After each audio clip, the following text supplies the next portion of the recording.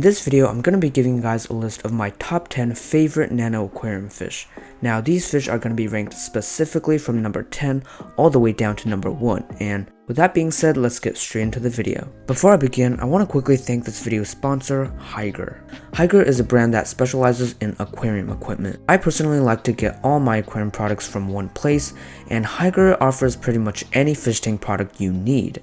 It doesn't matter if you're setting up your first tank or if you're looking for some good aquarium products, Hygger has you covered. They recently sent me this awesome LED light which is perfect for my upcoming nano jar. So this light comes in a range of sizes, and there's this thing where you could adjust based on the width of your room. Down in the middle here, there's a timer and a control to adjust the light intensity and color. Here you can see the light switches. This is what the light looks like. Very simple and nice. And here's what it looks like as a clip-on.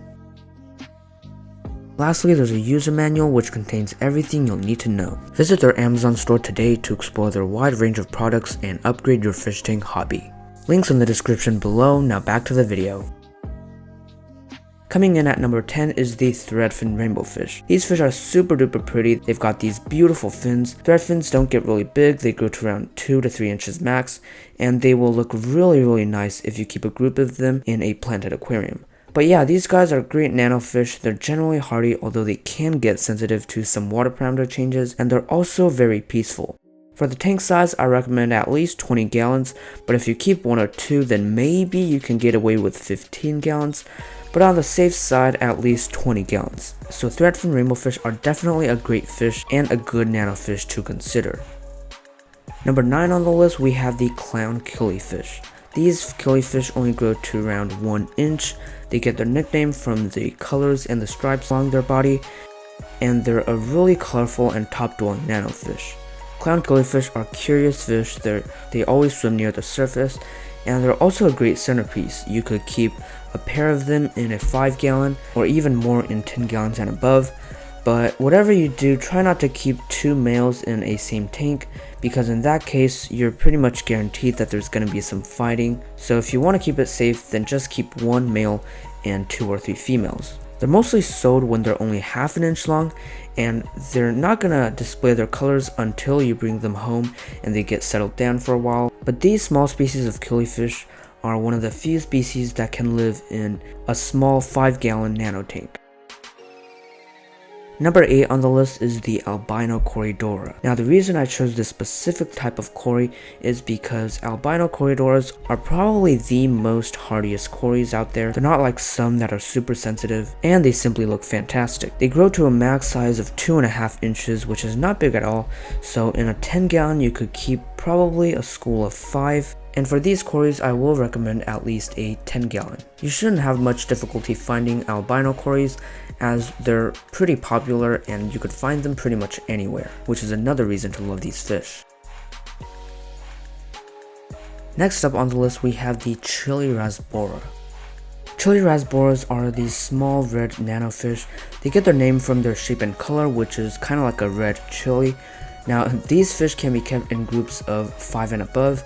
They are very small. If you haven't seen them in person, they're probably only a little bit bigger than your fingernails. Chili rasboras could be kept in a 5-gallon tank, but it's usually recommended at least 10 gallons, so they're really cute and they only grow to 1 inch. Number 5 on the list is the white cloud minnow. These are a cold water fish. They can live anywhere between 65 to 77 degrees Fahrenheit.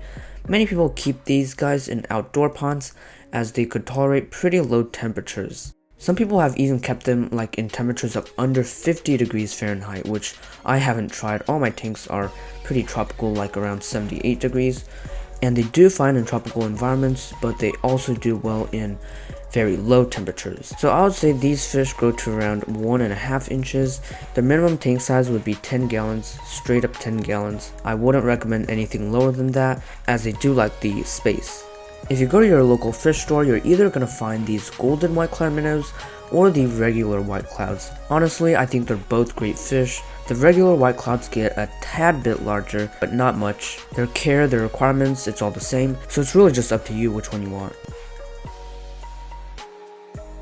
Number 4 on the list are the celestial pearl danios. These small fish are super beautiful looking. I would say they're somewhat of an intermediate level fish, not extremely hard to keep, but also not for newbies. They only grow to around 1 inch max, so you could keep them in a tank as small as a 5-gallon and they will do well. These fish have an awesome body patterning that kind of looks like a galaxy, which is also why they're known as galaxy rasboras.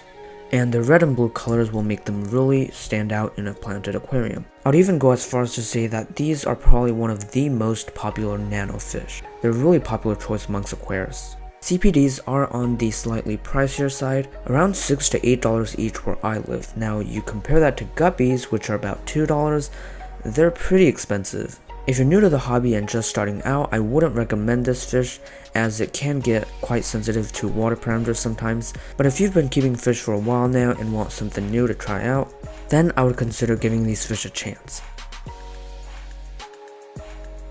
Number 3 on this list is the black neon tetra. As their name suggests, they're kind of similar to neon tetras, however they do grow quite larger, up to 1.5 inches. They also have a taller body length than neons. Black neon tetras are much darker with a white strip running along their bodies rather than the blue with red and neons. Now you'd probably think these guys are going to be more aggressive, but their temperament is actually quite similar to neons. These fish are not very aggressive, they're generally peaceful, so you're not going to have much of a problem with them bullying other fish. But these guys are awesome for a nano tank. As I mentioned earlier, they only get to 1.5 inches, so not that big. You could probably keep about 5 or 6 of them in a 10-gallon. One important thing to note is that they are very hardy, so if you're looking for some easy to keep fish, then this is definitely a choice to consider. And now at number 2 we have the Endler guppy. These little fish are super duper interactive, they're always swimming around, plus they have bright colors along their body. Well, at least the males do. But these fish are also a really hardy fish. They're much stronger than common guppies because they haven't been inbred as much. Male Endlers grow to around 1 inch, while females grow to around 2 inches. So yeah, huge size difference, but it's not going to be a huge problem for determining the tank size. So I would keep these fish by getting a group of them, preferably 2 females per male, and a tank size of at least 5 gallons. However, you do need to know that Endler guppies breed extremely fast, so make sure to keep that in mind when getting a fish tank, because it's very likely that they're going to keep breeding, and you're going to want to make sure to have room for all these fish. I started out with 2 or 3, and they just kept on breeding. Last but not least, my favorite nano fish, the neon tetra. Neons are probably one of my favorite fish in general, simply because they look so awesome. They only get to 1.5 inches, and their colors are just so bright and vibrant. You could keep them in schools in a 5 to 10 gallon and they're gonna do awesome. I especially like them as a schooling fish, and that's because you could just see these beautiful fish schooling around with their brilliant colors. And that's also why they're so popular amongst fish keepers. One thing you might want to make sure is that the fish you're getting are actually neons, because there's a fish called the cardinal tetra that looks almost the exact same, but the two have some differences that you might want to research about. But for beginners, I actually recommend the neon tetra. They're just a lot more easy, you won't have to worry about water parameters and all that stuff, so great beginner fish. What's even better is that neon tetras are sold in virtually any fish store you go to, so it shouldn't be a problem finding them. Thank you guys so much for watching this video. If you enjoyed it, make sure to subscribe down below. Let me know which of these 10 fish you think is best, and I'll see you all in the next one.